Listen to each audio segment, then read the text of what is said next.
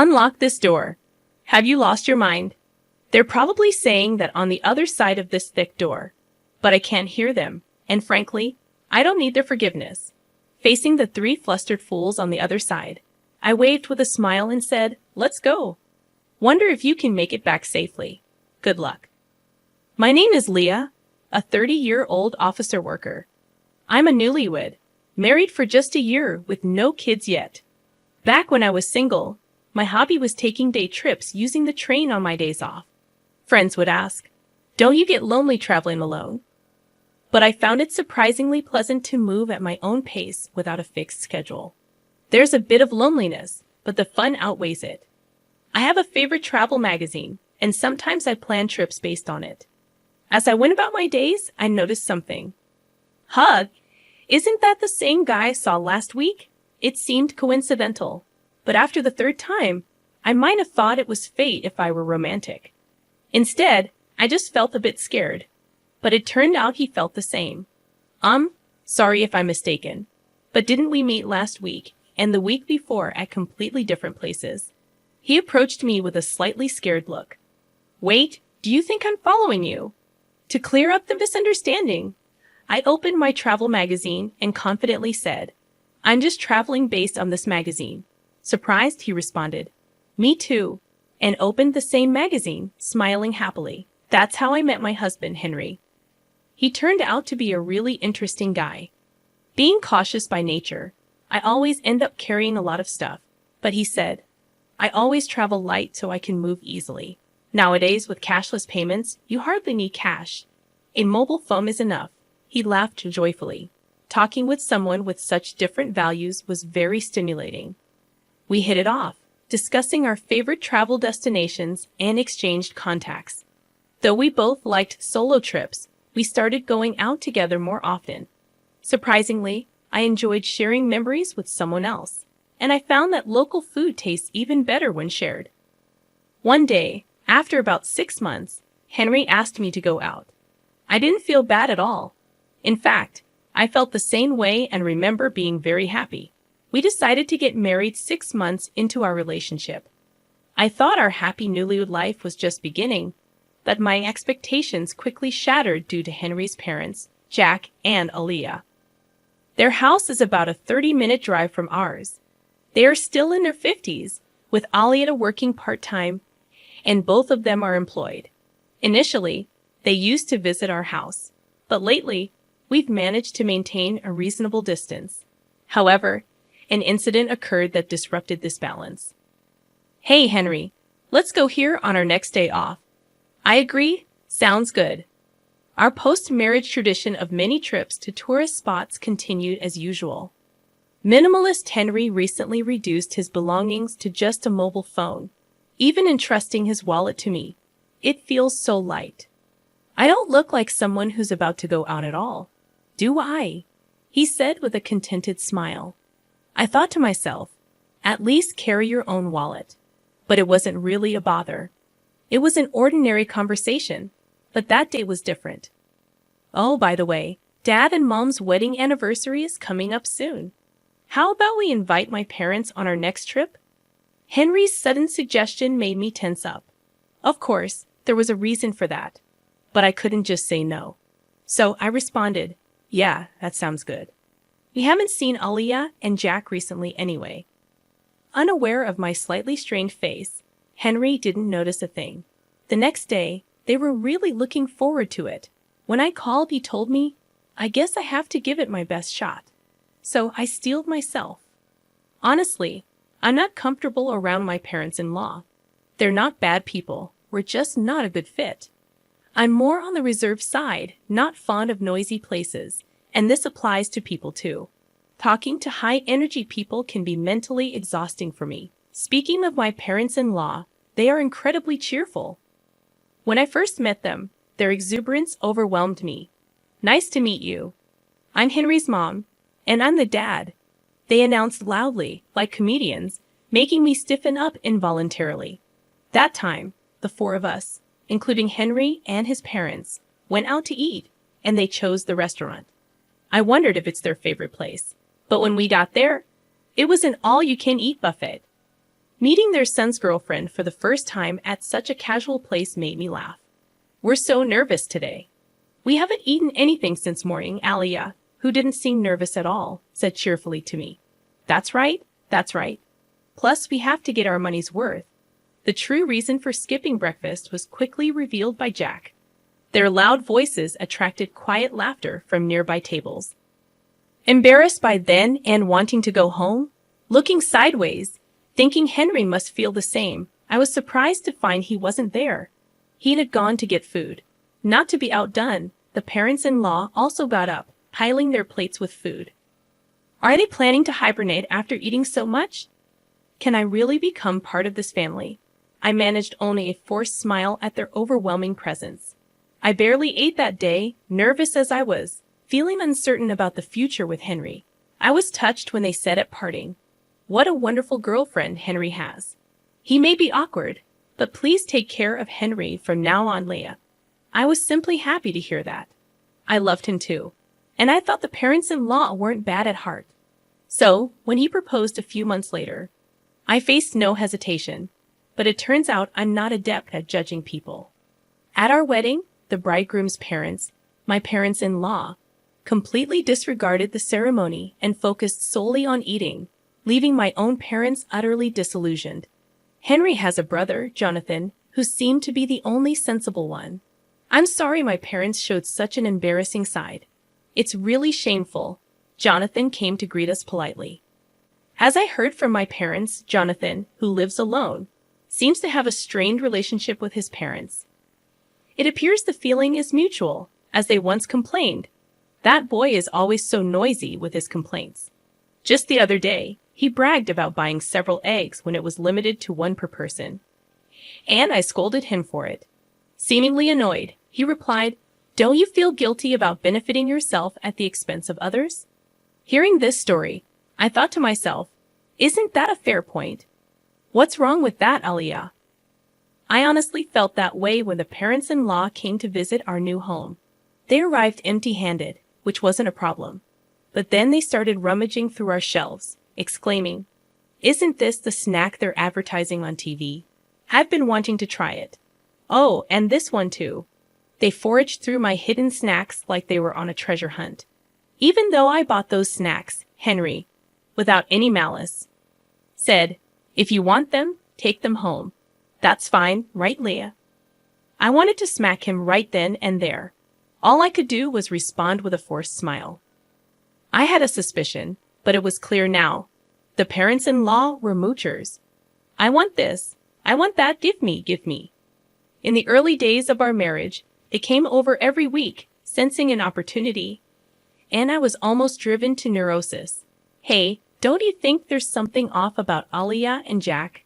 They're kind of annoying. My anger exploded, and I ended up fighting with Henry.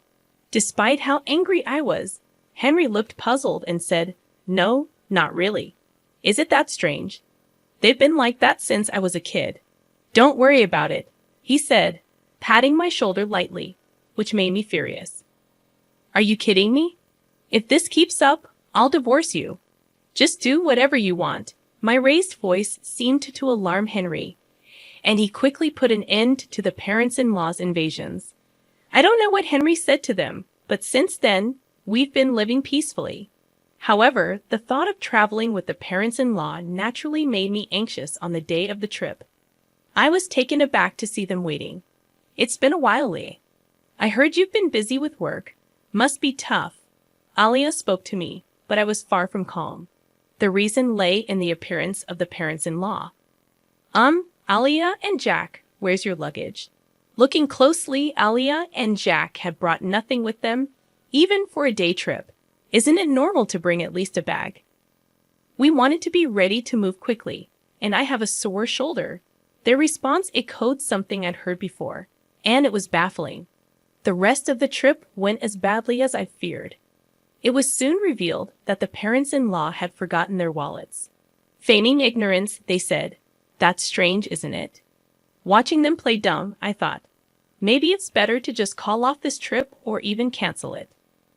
Yeah, unfortunately, my feelings weren't understood, Henry, looking exasperated, said again, My folks have always been like this. I'll cover for them, but make sure they pay me back. It seemed the trip would continue as the parents-in-law laughed and apologized. All I felt was disgust. Even after we arrived at our destination, the parents-in-law's rudeness didn't stop. They complained to the store staff. Isn't there any free tasting? Wow, stingy, huh? When I, feeling thirsty, bought a drink and hadn't even taken a sip yet, Alia said, "Can I have a sip of that? I'm thirsty too. I can't believe I forgot my wallet, huh?" While I forced a smile, an exasperated Henry intervened. "Stop it. It's embarrassing. Look, I'll buy you one." Overhearing this, Jack muttered under his breath, referring to me. What a stingy woman, lacking compassion. I didn't miss his comment. I could say the same to you. I should have left at that point, but I was a bit stubborn. A similar incident happened twice more afterward. Apparently, the first trip was so enjoyable that Alia contacted Henry for another. When I saw them on the station platform, I couldn't help but feel chills. The second time they brought their wallets, but when the moment came, oh no, this is the wallet I used before. I rushed out in such a hurry. Their obvious lie was something only Henry would believe. And on the third trip, they forgot their wallets again. By then, it was clear it was a deliberate act. Alia, excuse me, but did you deliberately forget your wallet? You never intended to pay, did you? I hit the nail on the head, and her face turned red. Hey, what a rude woman you are. Apologize to Alia. Jack glared at me, demanding an apology. No way. I've thought this for a long time.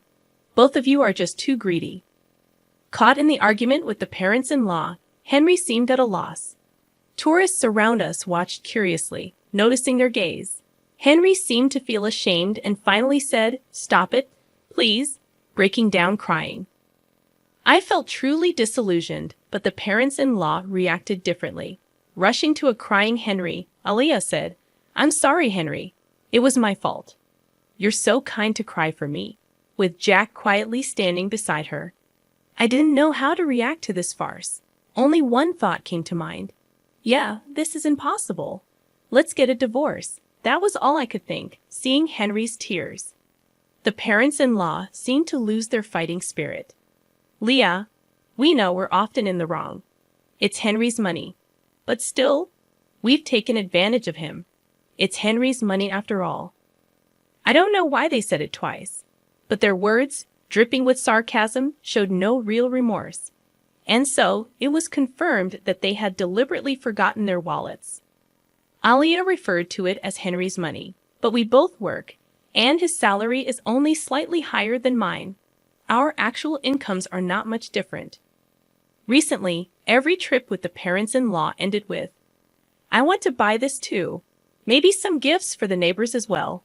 What's that? Looks tasty. Hey, Henry, buy that for me." Because of their endless demands, Henry's credit card bills were shockingly high. We've been living mostly on my salary for the past few months. At the time of marriage, I considered it family money and believed in spending within the limits of our allowance for personal desires. Don't be a burden to your partner. The thing that infuriated me the most was when cashless reliant Henry exclaimed at our travel destination, "What, only cash here?" He called me over, pulled his wallet out of my bag. It only had a few dollars in coins. "No," I messed up. "You know I don't carry cash, right?" he said without malice. It still makes me furious thinking about it. For the record, I always paid for my own things, yet the parents-in-law probably thought I was living off Henry's money and just complaining. We split living expenses, so such accusations were nothing but unpleasant. Thinking all this, I coldly watched Henry crying and Jack consoling him. After a moment of thought, I said, "I was wrong too. Sorry for being presumptuous. You guys go ahead on the train. I'll buy some drinks and follow." I smiled calmly, and Henry and the parents-in-law happily boarded the train. Their smiles turned to panic a few minutes later when I didn't return. Henry must have felt something was off as he messaged me, "Leah, are you coming? The train is about to leave." Right then, the heavy doors slowly closed from the platform. I had a clear view of Henry's panicked face. It seemed he noticed me and was shouting something. I was replying to his earlier message. I'm divorcing you. If your parents are so important, live happily with them. Goodbye. I ignored his calls, thinking, doesn't he care about being a nuisance on the train? Keys. He sent several messages afterward, but I ignored them all. Henry's face through the door slowly turned to anger. Hey, open this door. Are you crazy? I won't forgive you, he said, as if I needed his permission. The parents-in-law seemed to be yelling too, but of course, I couldn't hear them. Smiling at the three fools, I said, let's go, wonder if you'll make it back safely. Good luck. The train quietly departed, quickly disappearing from sight. That train won't stop for a while. Walking back would be quite a challenge. After watching the train leave, I hurried home to pack my bags and left. I stayed with a friend I'd been discussing divorce with. Henry's barrage of messages continued until they suddenly stopped. His phone must have died. He often forgot to charge it before bed, and it was only at 20% this morning. Portable battery chargers are essential. That was Henry's mantra. But his crucial portable battery charger was in my bag, along with his wallet. I left all the belongings he entrusted to me at home. He must be panicking by now, but that's not my concern. While planning my next steps with my friend, my mobile phone rang. The caller was unexpected. Jonathan, Henry's brother. Leah, I'm sorry. Did something happen? According to Jonathan, Henry's phone had run out of battery, and in his panic, he dropped it, shattering the screen. Unable to reach me, the desperate parents-in-law could only think of one person to call. So I got contacted, but all I got was, ask Leah for the reason. He seemed unwilling to say more. I told Jonathan everything about Henry and the parents-in-law without holding back. As I spoke, I could hear Jonathan's voice getting sharper over the phone from the other end. Leah's making a fool of us. Tell her off, Jonathan. The in-laws were loudly insisting that Jonathan, with his way with words, would out-talk me. After I finished explaining, Jonathan snapped, Hey, you scoundrel. Are you stupid? What, you scoundrel? I had heard from Aliyah that when Jonathan gets really angry, he becomes intimidating with a high-handed tone. And since Jonathan only speaks sense, Henry and the parents-in-law can't retort when he gets like that. I could hear the in-laws arguing in the background, but I quietly hung up the phone. Henry was not content with the divorce. But after I conveyed through a lawyer that I wanted to divorce without any further contact, he reluctantly agreed, accompanied by Jonathan. Later, Jonathan told me that the parents-in-law had always been terrible moochers, disliked by neighbors and even school associates. When Henry returned to the ex-in-law's house, he quickly became the talk of the neighborhood, and now all three hardly ever go out. Henry's colleagues, not knowing what to say about the quick divorce, were treating him like a delicate subject. I'm glad to cut ties with them after this incident, Jonathan told me with a laugh. The parents-in-law were known at the local supermarket for their outrageous behavior. This is expiring soon, so give me a discount. It's a little damage, so I'll take it for free. Jonathan expressed his long-standing embarrassment and disdain for his parents' behavior. Recently, Henry has been seen joining them, reflecting their blood connection. It turned out the parents-in-law were both gambling addicts, often skimping on food expenses, which explained their constant hunger and lack of money. When asked about the reason for my divorce, I can only say it was a difference in values. If anyone can tolerate such behavior, they must be incredibly broad-minded. It was just too much for me. I've continued working and even started a side job as a web writer after my travel blog caught a publisher's attention. I still travel, combining it with writing assignments. Solo travel seems to suit me best. Last month, I earned a decent income from writing, so I'm planning to take a vacation to a resort somewhere far for relaxation. I'm still only 30 years old, life is just beginning.